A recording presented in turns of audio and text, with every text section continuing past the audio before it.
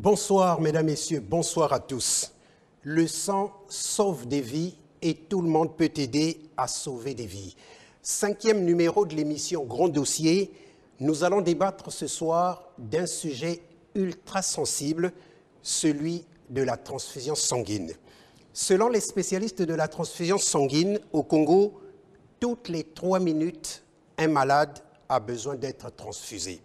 55% des produits sanguins mis à la disposition des hôpitaux servent à la transfusion des enfants de moins de 5 ans. 30% servent à la prise en charge des hémorragies de la femme autour de l'accouchement. Le comble dans tout ça, c'est que 40% de ces femmes meurent d'hémorragies liées à la grossesse par manque de sang. Et 50% d'enfants meurent d'anémie liée au paludisme à cause du manque de sang.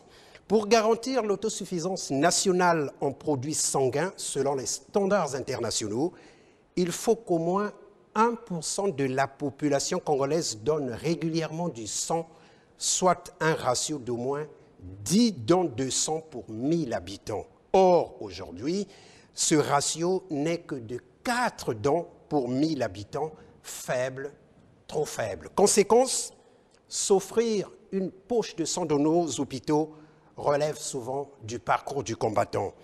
Les besoins en sang étant considérables, le peu disponible au Centre national de transfusion sanguine est souvent loin, très loin, de satisfaire les demandes des hôpitaux. Alors, pour parler de cette question très sensible qui nous concerne à tous égards, nous avons invité sur ce plateau 2 personnes qui sont quotidiennement au centre de cette problématique. À ma droite, le directeur général du CNTS, Dr Serge Oscar Mokono. Docteur, bonsoir. Merci d'accepter notre invitation. Et à ma gauche, le président de l'Association congolaise des donneurs de sang bénévoles, Messieurs Bloud Pascal Bidunga. Monsieur Bidunga, bonsoir. Dites-moi, comment se porte votre association ? Merci beaucoup. Alors, merci donc de vous ouvrir à nous pour répondre à quelques-unes de nos préoccupations. Monsieur le DG, en tant que spécialiste en hématologie biologique et transfusion sanguine, je voudrais bien dire que vous êtes bel et bien dans votre élément. Alors, vous avez été nommé à la tête du CNTS il y a quasiment 2 ans aujourd'hui. Je ne vais pas vous demander de faire votre propre évaluation, mais plutôt nous partager votre propre expérience à la tête du CNTS. Comment se porte le CNTS au jour d'aujourd'hui? Merci pour la question. Nous parlons ici ce jour d'une question essentielle, comme vous l'avez dit en introduction. Il s'agit de questions de sang. Nous parlons du sang parce que le sang interpelle notre humanité, à tous. Le sang, c'est un médicament qui est toujours urgent. Et vous l'avez dit, quand il manque, le décès survient de façon systématique. Alors, notre mission à nous, en tant que CNTS, c'est faire que le sang soit garanti partout, sur le territoire national et partout, à chaque instant et tout le temps. C'est ça la mission qu'on a. Pour que cette mission puisse se réaliser, donc l'État, le gouvernement, nous a doté des outils qui nous permettent de travailler.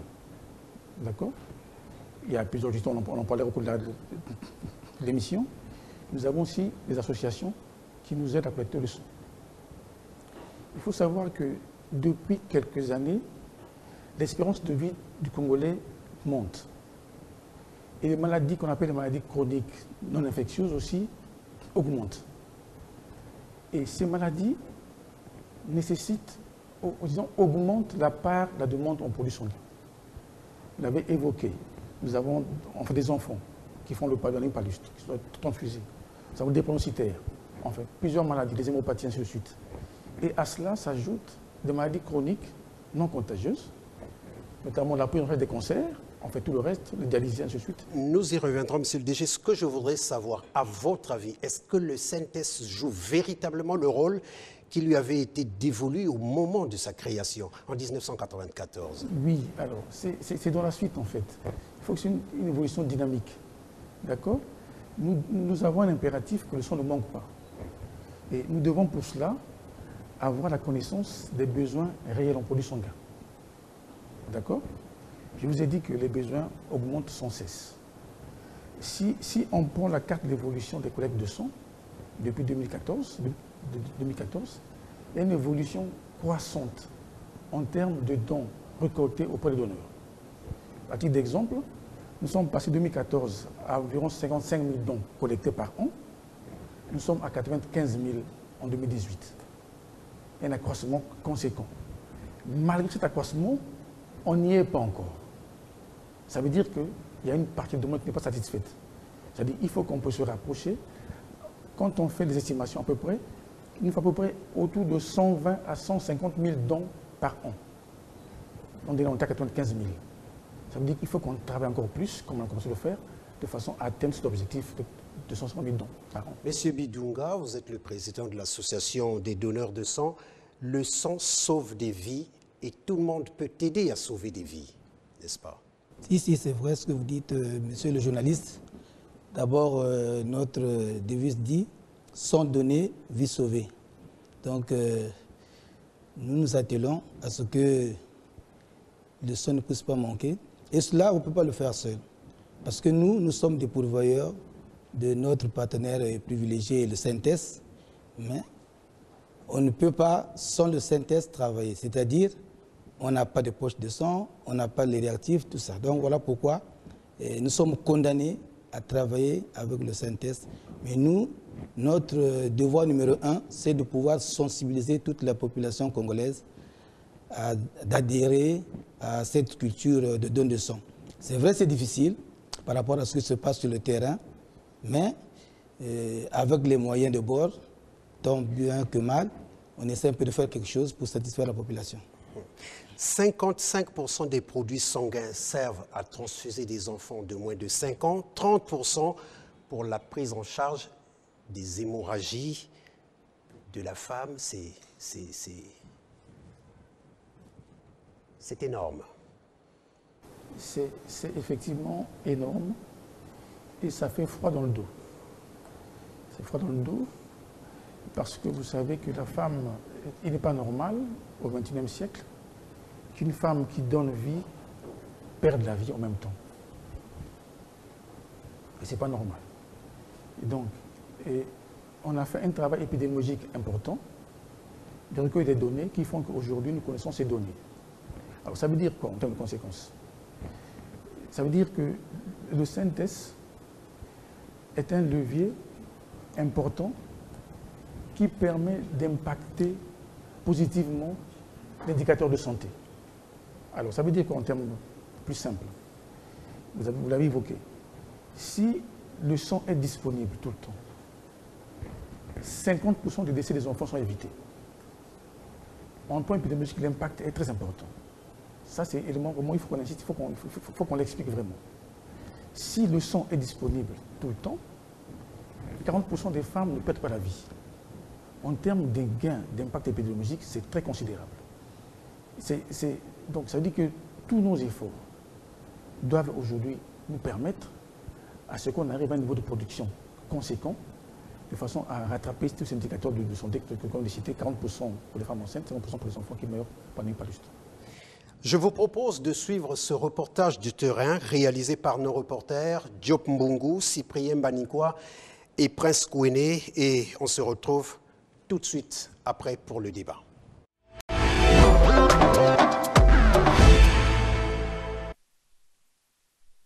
Établissement public à caractère administratif et scientifique, doté de la personnalité morale et de l'autonomie financière, créé en 1994. Le CNTS, le Centre national de transfusion sanguine, est l'opérateur unique de la transfusion sanguine au Congo. Sa mission principale est d'assurer l'autosuffisance en produits sanguins sécurisés sur l'ensemble du territoire national afin de répondre aux besoins des malades en conformité avec les exigences de l'état de l'art et le respect des principes éthiques. Mais comment se présente la chaîne du traitement de sang? Ici, nous recevons tous les produits qui sont prélevés, les produits sanguins prélevés au niveau des postes, que ce soit CHU, Talangaï, Makelekele, au niveau des postes mobiles. Tous les sont arrivés, stockés au niveau de la banque. Une fois que les poches sont arrivées, nous attendons donc les résultats des sérologies. Et une fois qu'on a des marqueurs sérologiques, on a ces résultats, on a les résultats de l'immunohématologie, donc les groupes sanguins. Donc, nous étalons ces poches-là ici. On extrait, on élimine toutes les poches qui ont des marqueurs positifs, par exemple VIH, hépatite B, syphilis, hépatite C, hépatite B. On écarte ces poches. Une fois ces poches écartées, et on étiquette. Donc, on va mettre les groupes sanguins sur les poches qui sont bonnes. Une fois les poches étiquetées, on les regroupe par groupe sanguin et on peut faire une distribution. Donc on transmet au niveau du service de la distribution et à ce service d'envoyer maintenant dans les postes au niveau des hôpitaux, que ce soit le CHU, Makelekele, Filo, pour le besoin des malades. Donc à ce moment-là, les poches sont donc à la disposition des malades. Placé sous la tutelle du ministère de la Santé et de la Population, au CNTS, le sang est prélevé, sécurisé biologiquement, puis mis à la disposition des centres de soins pour les besoins transfusionnels des malades dans les hôpitaux. Le dispatching, c'est le service de la distribution qui le fait, mais c'est par rapport, bon, on fait une estimation par rapport aux besoins, mais ce n'est pas toujours par rapport aux besoins. Par exemple, un centre comme le CHU, quand on envoie son poche au CHU pour une journée, c'est insuffisant.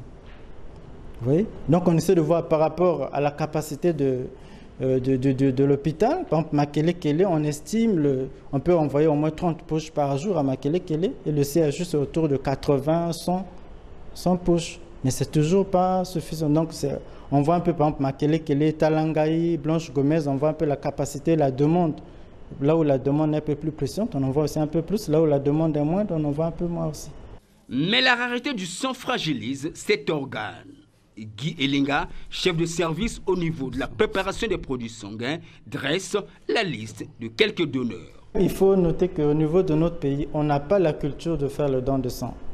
Et on est souvent surpris, on arrive à l'hôpital, parfois souvent les gens au CHU, mais comme un grand hôpital, il manque du sang. Mais est-ce que chacun de nous a cette conscience-là, cette volonté-là d'aller faire le don de sang? On n'a pas cette culture. C'est peut-être maintenant avec les campagnes qu'on est en train d'organiser dans les campagnes de grand public au niveau des marchés, des carrefours, donc ça semble attirer.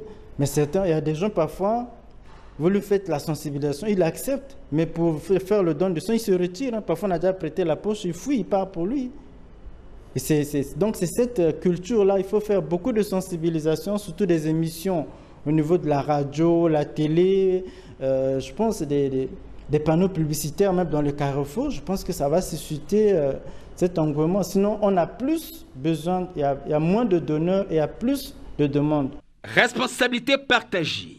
Pour le CNTS, la vulgarisation demeure le moyen sûr pour inciter la population à donner un peu de leur sang pour sauver ceux qui gémissent dans les hôpitaux. Monsieur le directeur général, votre credo, c'est du sang partout, tout le temps pour les malades et au bon moment. Mais la réalité finit toujours par vous rattraper. Alors, on peut dire que ce credo, c'est la vision. Hein? C'est-à-dire qu'il faut qu'il y ait un cap. Le cap, c'est celui-là. On vient d'en parler.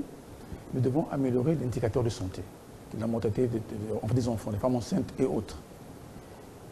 Nous avons aujourd'hui la connaissance des besoins réels. D'accord? Notre production augmente d'année en année. Nous devons faire plus. Donc, ce que nous sommes mettre en place aujourd'hui, c'est mettre en place des conditions qui nous permettent d'augmenter la capacité de production, de façon que le credo soit une réalité, effectivement. Vous m'avez laissé dire l'autre jour que finalement la responsabilité est partagée. Comment est-ce? Alors, dans cette organisation, il y a 3 acteurs majeurs. Il y a nous, le CNTS, nous avons le gouvernement, nous avons les hôpitaux, donc tout ce qui est prescripteur. Et au centre de ce triangle, nous avons l'humain. L'humain, pourquoi? L'humain, sa responsabilité a été rappelée ici. Le sang, ce n'est pas un produit chimique. Nous l'avons de façon gratuite. On n'a fait aucun effort pour l'avoir. C'est naturel, nous l'avons. Nous avons en face de nous des patients, pour des raisons diverses. Il y en a qui manquent de sang, il y en a qui ont des maladies qui font qu'ils n'ont pas beaucoup de sang, il y en a qui perdent du sang, notamment les femmes qui accouchent, il y en a qui font des actions de la route qui perdent du sang. Voilà, donc c'est différentes circonstances. Donc il y a des gens qui sont en bonne santé, d'autres qui manquent de sang. Donc là, notre responsabilité à tous, qui sont en bonne santé, c'est de nous rapprocher. On a bien dit que le sang se fabrique en faux laboratoire. Nous avons cette responsabilité de faire le don de sang de façon à assister ceux qui souffrent. Si nous ne le faisons pas, c'est-à-dire que nous donnons caution à ceux qui ont des difficultés particulières de santé, qui puissent mourir. Ça, c'est un volet. Donc la population doit se mobiliser. Tout le monde est concerné. Ce n'est pas l'affaire du DG ou du... Non. L'affaire de tous. Ceux qui manquent ne doivent que le sang manque. Mais ils ne se lèvent pas à faire un don de sang. On le sent qu'il n'y a que l'humain qui l'a. On l'aura où? Aujourd'hui, dans le monde, depuis plutôt, disons, 30 ans, les chercheurs essaient de trouver des alternatives au sang, avec les produits enfin, synthétiques. Mais ils n'y arrivent pas. Il dit qu'aujourd'hui, le sang est irremplaçable. Si l'humain ne se lève pas, il n'y aura pas le sang. Ça, c'est malheureusement, voilà, c'est cela. En dehors du volet humain, le synthèse, nous sommes en capacité aujourd'hui, avec les accompagnements de l'État qui nous accompagne, de faire que la production augmente. Et pour cela, il faut une logistique adaptée, des infrastructures aux normes, avec les plateaux techniques qui répondent aux normes aussi. Et à ce jour, nous n'y sommes pas encore. Vous êtes aux normes aujourd'hui? À ce jour, toutes les conditions qui permettent de garantir la satisfaction de la demande ne sont pas réunies pour l'instant. Mais nous travaillons, nous y attelons. Le Premier ministre l'a rappelé le 14 juin dernier, il a visité locaux, il a promis qu'il va s'impliquer personnellement de façon à ce que les conditions soient réunies et de sorte que le sang ne manque pas partout dans le pays. Donc la part du gouvernement est comprise. Nous avons aussi un troisième volet, les prescripteurs. Et là, nous avons un grand travail à faire, c'est-à-dire nous devons nous rapprocher. On a commencé à le faire, les prescripteurs, de façon qu'il y ait une gestion rationnelle des produits sanguins. Parce que ce n'est pas toujours le cas. Elle ne l'est pas jusqu'à... Elle ne l'est pas pour l'instant. Et là aussi, dans le cadre de la maîtrise des stocks de produits sanguins, il faut que les responsabilités des prescripteurs soient engagées effectivement. Voilà ces différents... C'est un triangle où il y a le gouvernement, il y a nous, les associations, la population. Donc tout le monde doit se mettre en branle pour cet objectif commun qui est que le sang ne manque pas partout dans le pays. D'accord. Monsieur Bidunga, le don de sang doit être volontaire, régulier, non rémunéré. C'est un geste salvateur pour les malades dans les hôpitaux. Comment êtes-vous organisé au sein de votre association? Merci, monsieur le journaliste, encore une fois. Bon, mais l'organisation, elle est connue. En réalité, l'association a pour objectif numéro 1, c'est de pouvoir sensibiliser la population. Mais dans la sensibilisation, nous sommes un peu limités. Parce que pour qu'on ait du sang, il faut qu'il y ait la sensibilisation d'abord. Il faut que les gens s'intéressent. Il faut que les gens comprennent le pourquoi du don de sang. Il y a des gens, il y a des voix qui s'élèvent dans la ville, un peu partout, dans le pays, quand le sang manque. Mais quand on leur dit, venez donner le sang, ils ne veulent pas. Mais quand ça manque, la population est fâchée. Quelles sont les raisons qu'ils avancent? Ils avancent les raisons telles que le sang est vendu, nous donnons le sang gratuitement pour les rares personnes qui donnent. Ils disent que nous donnons le sang gratuitement et puis vous, à votre tour, avec le synthèse, vous le revendez. Mais nous leur disons, le sang ne se vend pas. Le sang ne se vend pas parce que s'il était vendu, je crois qu'il y a un bon nombre de la population ne devait pas peut-être s'en approprier parce que ça devait être cher. On leur dit toujours que lorsque nous prenons le sang, il faut qu'on l'amène, ce sang, au synthèse dans le laboratoire pour, pas le traiter, mais disons pour le qualifier. Mais avant de le qualifier, il faut qu'il regarde s'il y a la syphilis, l'hépatite B, l'hépatite C, il y a le sida et consort. Maintenant, pour parfaire une poche de sang, pour que la poche de sang soit réellement posée ou bien, disons, déposée dans les hôpitaux pour que les gens s'en servent, l'État dépense d'énormes dépenses, genre plus de 50 000 francs, par exemple, des dépenses par poche. Quand on explique ça à la population, il y a de ceux qui comprennent. Mais à quel moment nous expliquons ça? Entre-temps, nous avons entamé des campagnes de grand public. Quand nous sommes sur place, que ce soit à Total ou bien à Mazala ou bien un peu partout dans la ville, on essaie d'expliquer. Mais ce n'est pas cette population-là que nous voulons atteindre. Nous voulons atteindre la population nationale.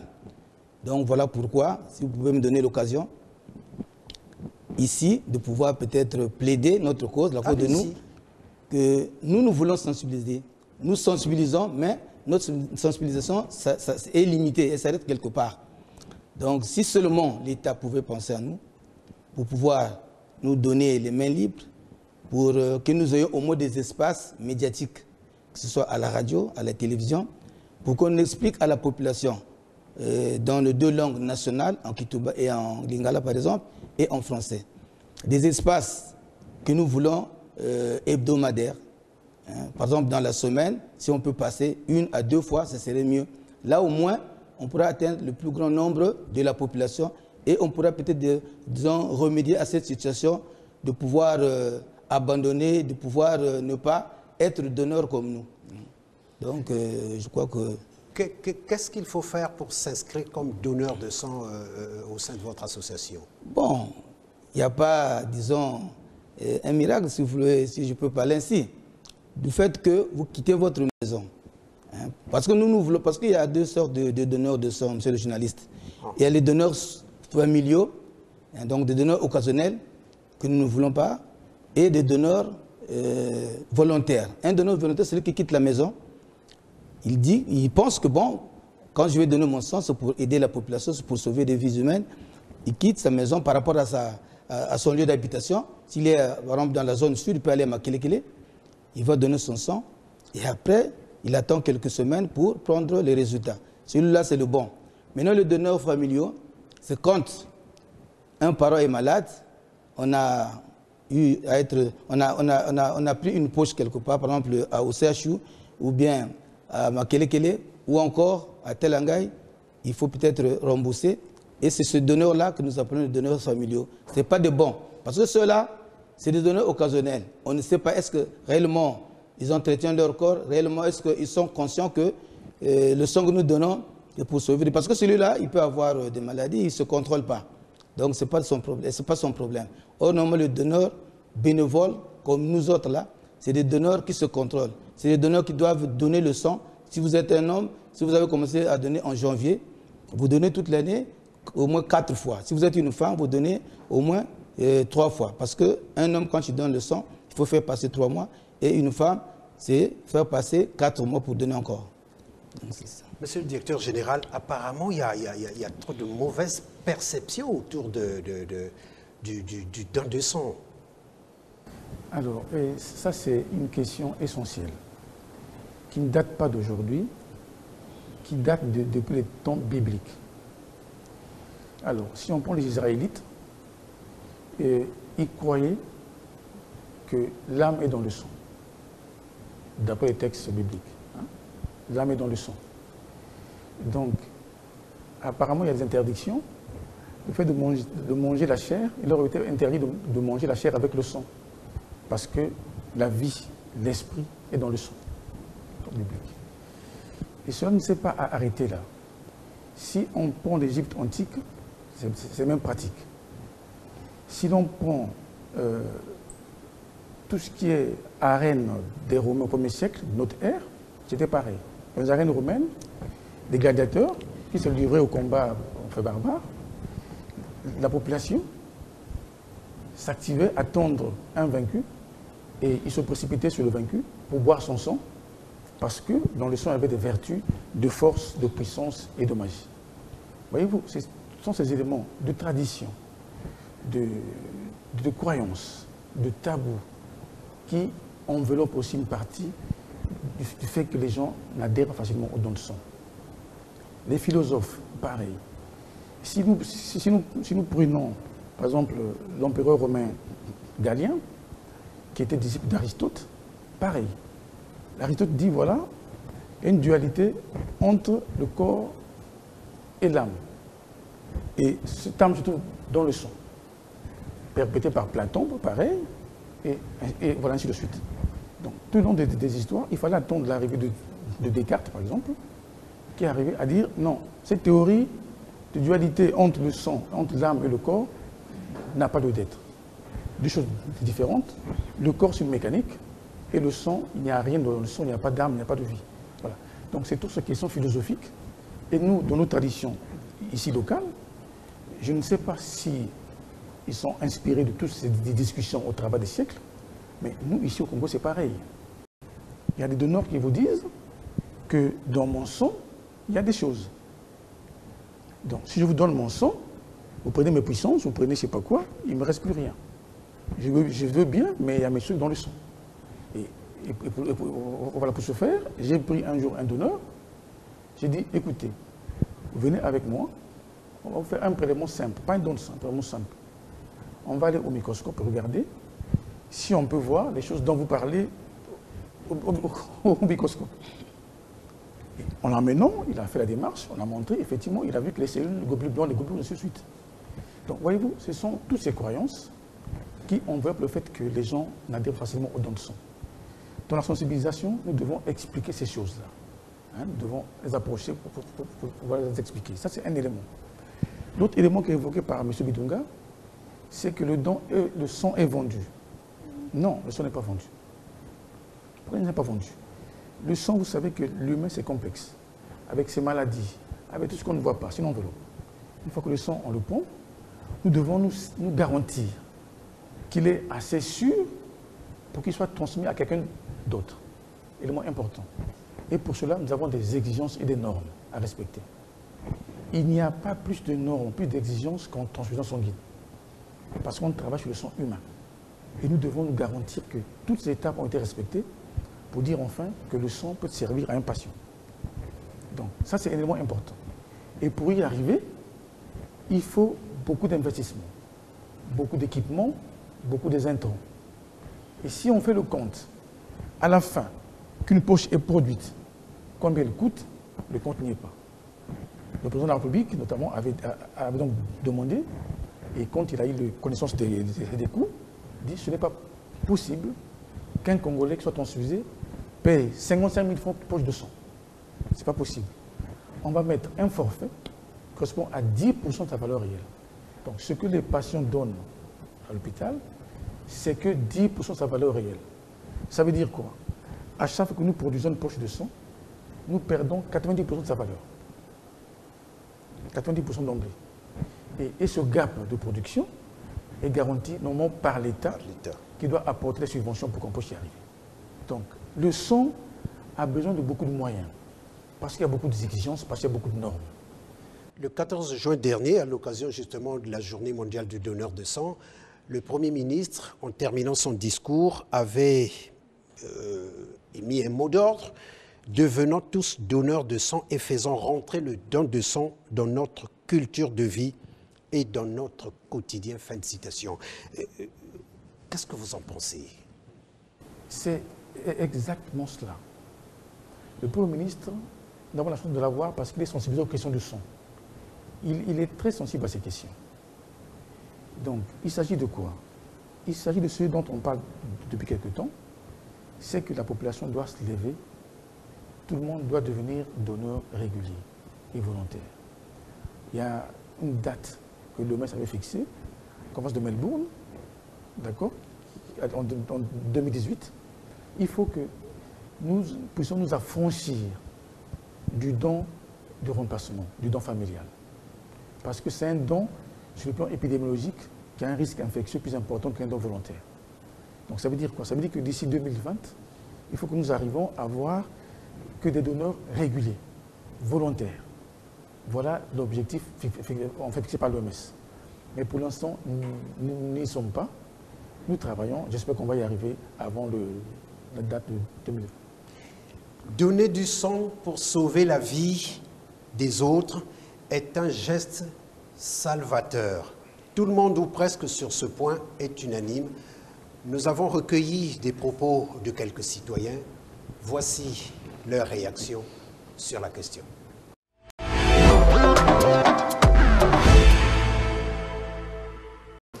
Le sang reste un produit vital dans les hôpitaux. Tous les Congolais s'accordent sur son importance dans la vie des malades.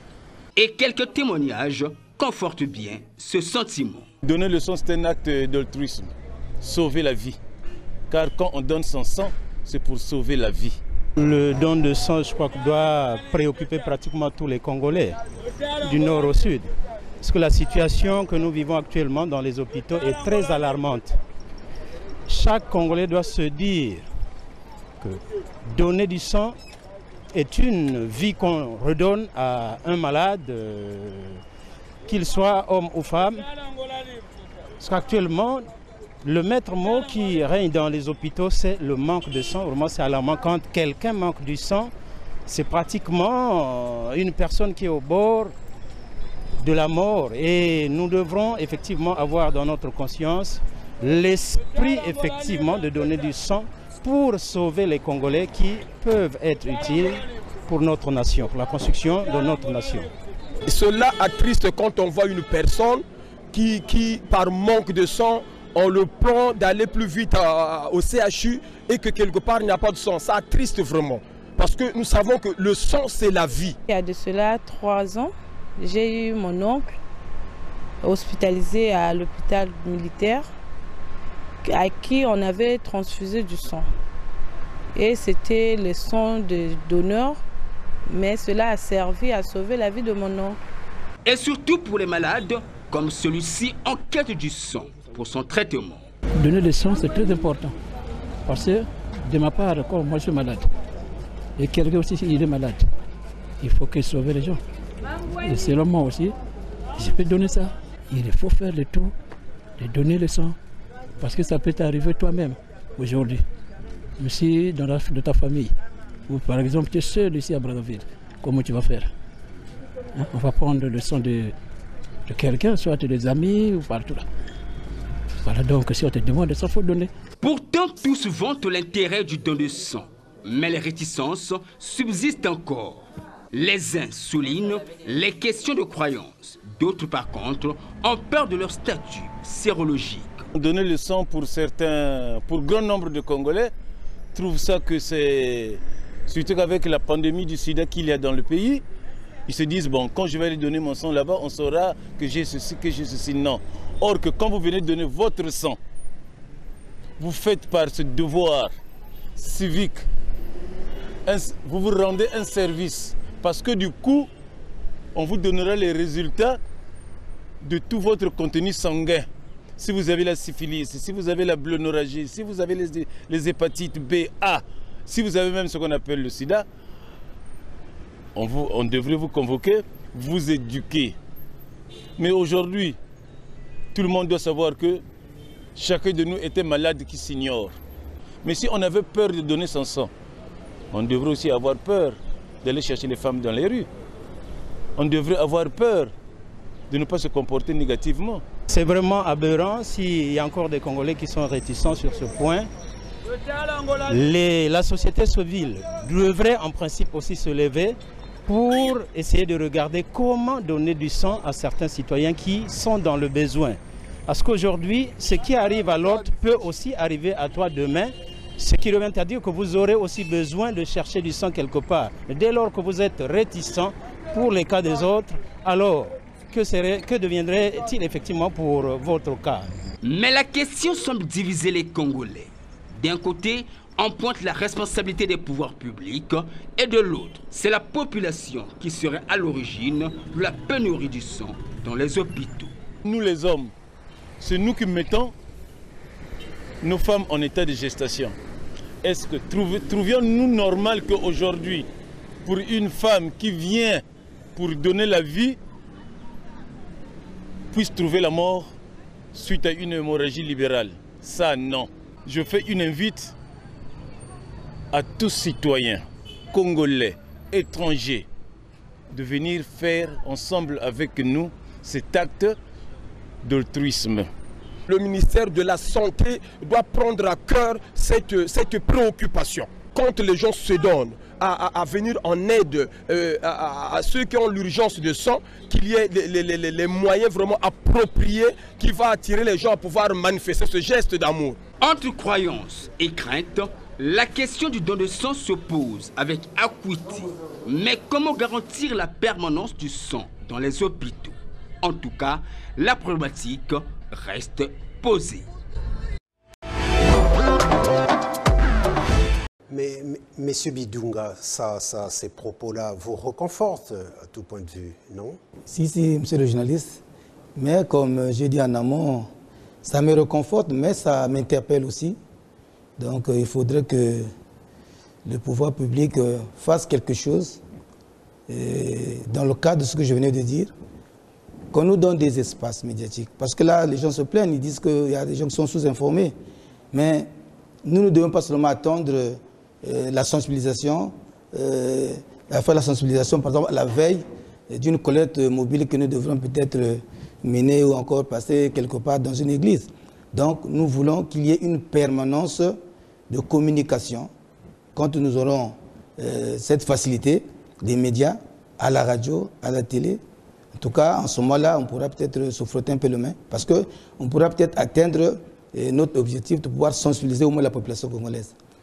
Merci beaucoup. Monsieur le directeur général, vous avez été nommé en septembre 2017 à la tête du SYNTES dans un contexte mais vraiment très agité. En effet, le personnel de votre structure est en grève depuis août 2017 jusqu'à ce jour.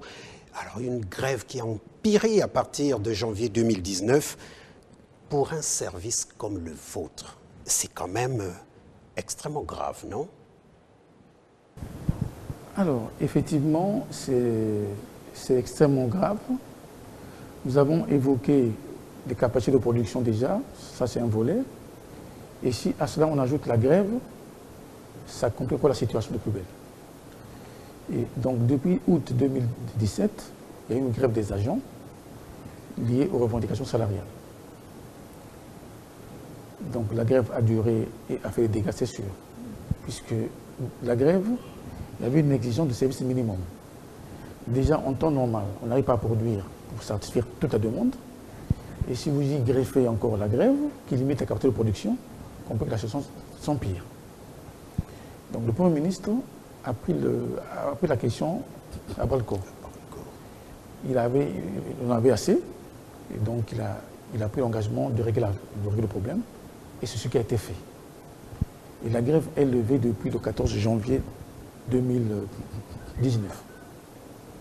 Les salaires ont été payés en partie, et depuis lors, la régularité des salaires y est. Donc là, nous sommes sortis de la grève grâce à l'implication de personne Premier ministre, de son personnel. Le 14 juin, le Premier ministre a encore profité de rappeler au personnel du SYNTES leurs responsabilités. Absolument. Et il a aussi rappelé les objectifs de santé du président de la République. Donc nous devons travailler au moment de la production de façon à satisfaire la demande des patients. Et voilà, donc c'est vraiment dramatique l'épisode qu'on a connu, mais je pense que c'est un épisode qui est resté derrière nous. Désormais, nous travaillons, nous sommes mis au travail. On a commencé avec des collectes grand public. Nous nous rapprochons de la population. Comme ça, ils n'auront plus d'excuses pour dire, voilà, vous êtes éloignés. On va vers eux. Partout ils sont, dans les marchés, dans les quartiers. On va les chercher. Ils n'auront plus d'excuses pour dire, voilà, on n'a pas l'information. Vous l'avez déjà évoqué, quand le Premier ministre en appelle à la responsabilité de tous les travailleurs du SYNTES, où qu'ils se trouvent à travers le pays, de mesurer chaque jour l'importance de leur place dans leur rapport avec leur propre vie et surtout la vie des autres. C'est une interpellation. C'est une interpellation essentielle. Le Premier ministre a raison de le rappeler. C'est une question majeure. C'est une question d'éthique de notre travail. Vous savez, nous sommes une institution particulière. Nous, si on ne travaille pas, le sang manque et les gens meurent. Donc, l'éthique qui nous anime, qui doit nous animer au CNTS, c'est le sens de responsabilité dont parle le Premier ministre. Ceux qui ne sont pas dans cette dynamique, dans cette optique du président de la République, rappelé par le Premier ministre, ils n'ont pas leur place au CNTS. C'est malheureux à dire, mais c'est essentiel, très important. Nous portons un sacerdoce. Nous avons un sacerdoce. Nous sommes au service des malades. Nos souffrances à nous, c'est vrai, mais d'abord le malade. C'est très important. Vous avez tous été unanimes le 14 juin dernier lors de la journée mondiale du donneur de sang. Le Premier ministre et la plupart d'entre vous qui avez pris la parole pour reconnaître et remercier la première dame du Congo, présidente de la Fondation Congo Assistance, Madame Antoinette Sassou Nguesso, qui a doté le CNTS d'un lot important de réactifs et autres intrants au moment le plus critique de la crise. Le mot, c'est celui-là. Nous sortons d'une grève. Nous sortons d'une grève complètement anéantie. Enfin, presque. Et la première dame, dont l'action n'est plus à rappeler, elle est très impliquée pour les questions de santé. Nous connaissons son engagement pour les dépenses tous, par exemple, et pour les autres questions de santé. Elle a écouté le cri de cœur que nous avons lancé. Elle s'est levée. Elle est venue nous voir. Et grâce à son don, et en sortant du creux, elle nous a doté des moyens pour relancer l'activité. L'activité est l'arrêt. Elle a relancé l'activité. Et ce qui fait qu'aujourd'hui, on respecte grâce à l'action effectuée de la Première Dame, qui est à saluer. Très important. Vous avez sollicité du chef du gouvernement la décoration des travailleurs qui se sont distingués pour leur dévouement lors de la crise qui a secoué votre... Pourquoi alors? Alors, ça rejoint ce que je viens de dire. C'est la question d'éthique, question de notre humanité, notre sensibilité, le sens de partage. Le sang, c'est un acte de cohésion sociale, tellement important. Donc, ces agents, au plus profond de la crise, au plus profond de la grève, malgré qu'ils avaient derrière le salaire, malgré qu'ils avaient faim, malgré qu'ils se déplaçaient difficilement, ont maintenu l'activité, le peu qu'il y avait. Grâce à eux, les vies ont été sauvées. Et c'est un acte essentiel. Ils ont mis à côté leurs difficultés, leurs souffrances propres, pour venir en aide à ceux qui souffrent. Voilà pourquoi ce cri de cœur nous a tellement touchés. Nous avons sollicité du gouvernement que cela soit vraiment décoré, qu'ils reçoivent la reconnaissance de la nation. C'est vraiment important pour nous. Ah, d'accord. Monsieur Bidunga, il y a une campagne qui a été organisée, une campagne de don de sang. Je ne sais pas si ça s'appelle campagne ou semaine du don de sang. Est-ce qu'il y a un engouement autour de cette campagne? Qu'avez-vous constaté? Oui, monsieur le journaliste, je peux, sans embâche, dire qu'il y a un engouement.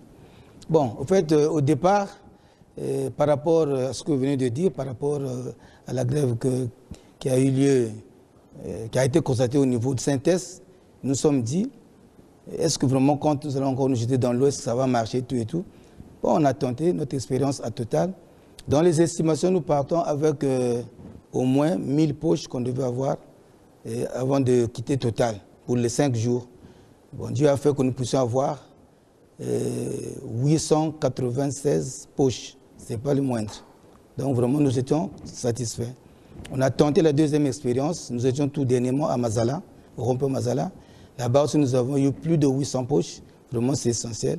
Donc, autant dire que si l'État pouvait vraiment faire quelque chose pour pouvoir nous donner ce que nous demandons, les choses vont marcher. Le Congolais a certainement reconnu l'importance du don de sang. Donc, il suffit seulement d'appuyer un tout petit peu, les choses marcheront correctement. Donc, ce que je peux encore peut-être souligner, c'est de pouvoir pérenniser cette campagne, ou ces campagnes si vous voulez, que ça continue, parce qu'on avait commencé depuis l'année dernière. On avait fait la ronde de la ville, on avait fait, je crois, 3 tours. Bon, mais après, il y a eu la grève et on avait stoppé. Donc maintenant, comme nous avons repris, avec le courage que M. le Premier ministre était venu nous donner lors du 14 juin dernier, en tout cas, si on pouvait continuer sur cette lancée, je crois que le problème de pénurie risqueront peut-être d'être des mauvais souvenirs pour nous. Donc vous vous êtes senti reconforté par rapport à ce que le Premier ministre vous a dit le 14 juin dernier? J'étais bien à l'aise, monsieur le journaliste, parce que d'abord, je dois vous dire, notre association existe depuis 40 ans bientôt. Hein. On existe depuis le 26 décembre 1979. C'est vrai, ce n'est pas moi qui étais le premier à diriger. Il y a eu un premier président qu'on appelait M. Jean-Baptiste Kimika, qui n'est plus avec nous. Il était secondé par M. Philippe Matangou, celui-là aussi n'est plus avec nous. En plus, il y a eu un troisième président qu'on appelait M. Michel Misère. Celui-là aussi n'est plus malheureusement. Donc, c'est pour une première fois, monsieur le journaliste, que nous avons eu cette chance d'être soutenus par rapport à notre fête internationale du 14 juin par un Premier ministre qui avait amené derrière lui au moins 10 ou 11 ministres. Vraiment, ça nous a beaucoup réconfortés. Et avec cet élan, je crois que maintenant, là, on pourra faire mieux. Même si on est un peu dépourvu, mais avec la chaleur que le Premier ministre avait amenée, en tout cas, nous ferons plus que ce que nous faisons d'habitude. Merci beaucoup. Alors, monsieur le directeur général, comment se font les prélèvements au sein des centres de santé? Vous avez des agents qui prélèvent le sang au niveau des hôpitaux? C'est le cas. Nous avons en fait sommes organisés en 4 réseaux transfusionnels. Il y a Brazzaville et le Poul, le réseau Nord, le réseau Sud-Ouest et le réseau de Point-Nord et de Kouilou. Et donc nous sommes implantés essentiellement dans les hôpitaux. Donc nous avons 36 postes de transfusion sanguine dans les hôpitaux à travers le pays. C'est au compte, c'est-à-dire que c'est au plus proche des malades et des prescripteurs. Donc c'est là que le sang est prélevé. Hein, dans les centres d'hôpitaux, au CHU, il y a un poste, en Makele-Kele, Trangaï et ainsi de suite. On donne ces aspects de prélèvement permanents. Nous avons des collectes qu'on appelle mobiles. On se déplace dans les églises, dans les marchés, dans l'administration pour chercher le sang. Et là, depuis quelques temps, c'est encore intensifié. Nous avons vraiment repris. Nous allons vers la population pour chercher le sang. C'est une question essentielle. Merci beaucoup, monsieur le DG. Alors, nous allons terminer cette émission, mais avant de terminer, monsieur le Président, est-ce qu'il y a quelque chose qui vous tenait véritablement à cœur, que vous aurez bien voulu exprimer ici, mais qui n'a pas fait l'objet de questions? Si oui, c'est laquelle, pour conclure? Bon, mais comme je venais de le dire avant, nous voulons travailler, mais on a les mains liées. C'est vrai, nous sommes une... Pourquoi les mains liées? Mais il nous manque des moyens, il nous manque des moyens. Parce qu'aujourd'hui, toute personne qui a des bonnes idées, toute personne qui a des bons projets, sans moyens, il ne peut rien faire. Donc nous, malgré nos petits moyens que nous avons, mais nous tenons quand même le coup. Si on nous ajoutait un peu plus, quelque chose, sur ce que nous avons, je crois qu'on va aller loin. C'est-à-dire, nous, notre souci, c'est lequel? Nous voulons redynamiser l'association. Notre association est nationale. Jusque-là, on n'a pas encore redynamisé nos bureaux départementaux. Parce que nous sommes représentés dans tous les départements du pays. Mais pour se déplacer, pour aller dans ces départements, il faut des moyens. Pour la sensibilisation, hormis le problème des espaces médiatiques, bon, un moyen roulant, c'est peut-être trop demandé, parce qu'on va dire que non, nous sommes une ONG, une organisation non gouvernementale, mais nous sommes nationales quand même. Nous sommes une ONG exceptionnelle. Parce que nous travaillons avec un organisme, nous travaillons avec, disons, le ministère de la Santé, par le touchement du CNTS. Sans nous, je peux le dire, sans nous, le CNTS ne peut pas travailler. Parce que c'est nous qui avons la matière première du CNTS, qui est le sang. Si je dis nous, c'est parce que nous sommes des donneurs de sang. Le sang sort des donneurs. Voilà pourquoi nous sommes liés avec le CNTS comme le pantalon et la ceinture. Donc nous voulons seulement que le gouvernement puisse penser à nous. Nous donner quelques moyens. Je ne peux pas donner des chiffres précis, quelques moyens pour nous déployer essentiellement dans toute la République. Moi, je suis national, ou bien notre bureau est national, mais nous devrions au moins superviser, nous devons au moins descendre dans les départements pour voir ce qui se passe. Nous devons il y a des bureaux qui existent depuis que monsieur le président Dauphin Misère était encore vivant. Jusque-là, nous sommes en 2019, on n'a pas restructuré ces bureaux par manque de moyens, on ne peut pas se déplacer, on ne peut pas aller sur place. Oh, ça fait quand même une tâche. Donc, et puis, l'invite que je fais à toute la population congolaise, c'est de pouvoir adhérer à la culture du don de sang. C'est pour ne pas peut-être paraphraser M. le Premier ministre, mais je le réitère, je le répète, que tout le monde puisse avoir au moins 2 à 3 donneurs par famille. Parce qu'en ce moment, lorsque nous sommes dans les campagnes, les gens nous taxent de tout. Nous vous donnons le sang gratuitement, vous, à votre tour, vous le vendez. Mais on ne le vend pas. Si tout le monde était donneur, si au moins dans chaque famille, on avait au moins 5 à 4 donneurs, mais le phénomène de pouvoir donner quelque chose avant qu'on nous cède une poche devait s'effacer. Donc tout ça pour exprimer, pour éduquer toute cette population-là, il nous faut des moyens. Il faut des moyens, il faut que nous ayons des moyens de déplacement, il faut que nous ayons aussi des moyens financiers.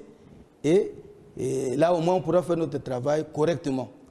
Mais ça ne veut pas dire que nous ne travaillons pas. Nous travaillons, mais nous voulons qu'on pousse, nous donne encore un pouce.